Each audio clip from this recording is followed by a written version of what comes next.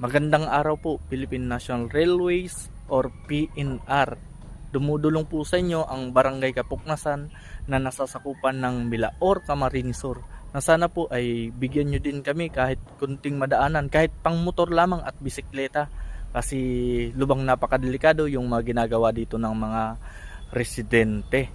No, siguro yung mga heavy vehicles okay lang na hindi na dito makapasok kasi sila talaga ang mas pwede makasira ng daanan natin, no? Pero pagka siguro bisikleta at motor, di naman siguro makasira kasi napakagaan lang ng motor at bisikleta. Yun lamang po at sana ay mapagbigyan nyo ang aming kahilingan. Maraming salamat. God bless you, PNR. Base po mga kaibigan sa mga narinig ko sa residente dito, kaya isinara ang daan dito kasi ang reason ng PNR hindi daw rehistrado or hindi approved ng PNR yung kalsada na to. At yung iba naman sa narinig ko, may portion daw dito na pag dumadaan yung train ay umaalog ang part na to. Ito kasi elevated at napakadelikado na kumalas yung riles. Kaya po ang naging aksyon ng PNR ay lagyan ng harang dito sa mismong labasan. Di ba po merong bakal na nakahalang dyan sa part ng Kukulamber. Kaya ang naging solusyon naman ng mga residente dito, nilagyan pa rin ng madrigal sa gilid para makalusot yung mga motor at tricycle at madaanan pa rin kasi mas shortcut dito dumaan.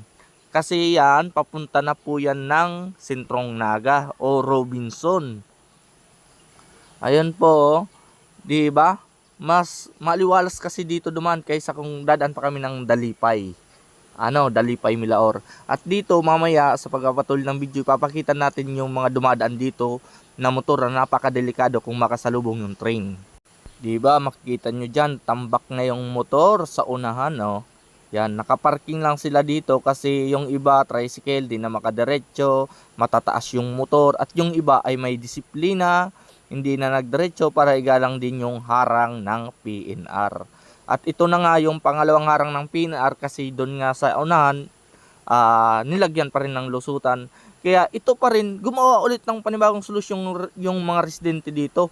Linagyan ng uka para makadaan yung mga motor para hindi sumabit yung side mirror o kaya yung motor mas smooth na makalusot. At yung ibang motorista nga dahil nahihirapan na lumusot doon sa pangalawang nilagay na harang ni PNR, yan ang ginagawa. Mapapansin nyo, yung motor, pinapatulay na dyan sa may release.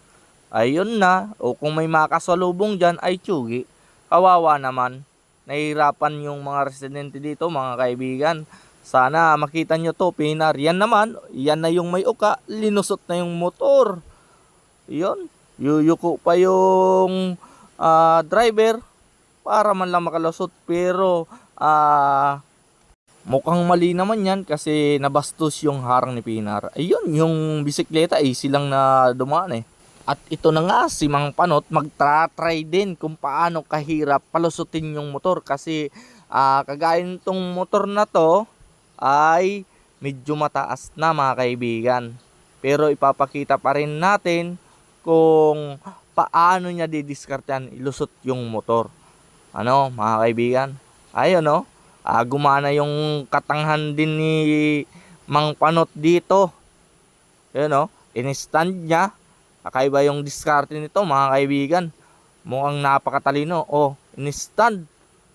Tapos wala talagang nangyari sa ginagawa niya. Tinanggal yung stand. Duman yung pinsan ko. Parang napansin tayo ni pinsan. Nahihirapan eh. Ayun.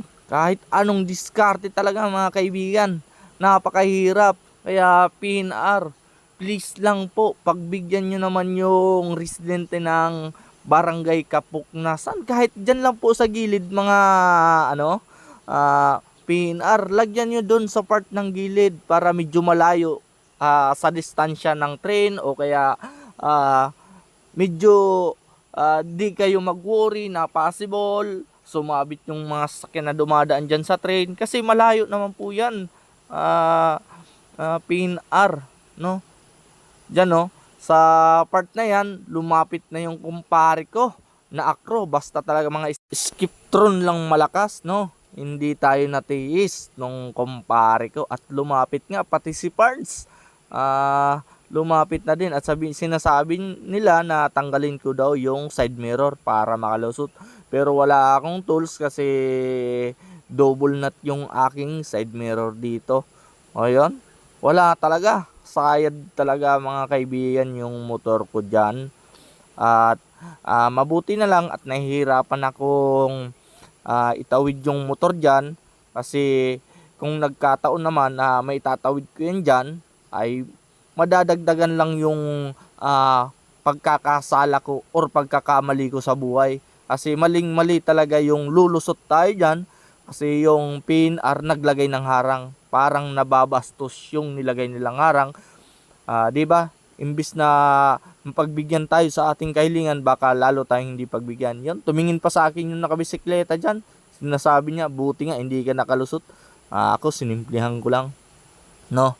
At sa mga oras na yun, mga kaibigan, nawalan na ako ng pag-asa na makalusot. Kaya syempre nagpasya ako tumigil na.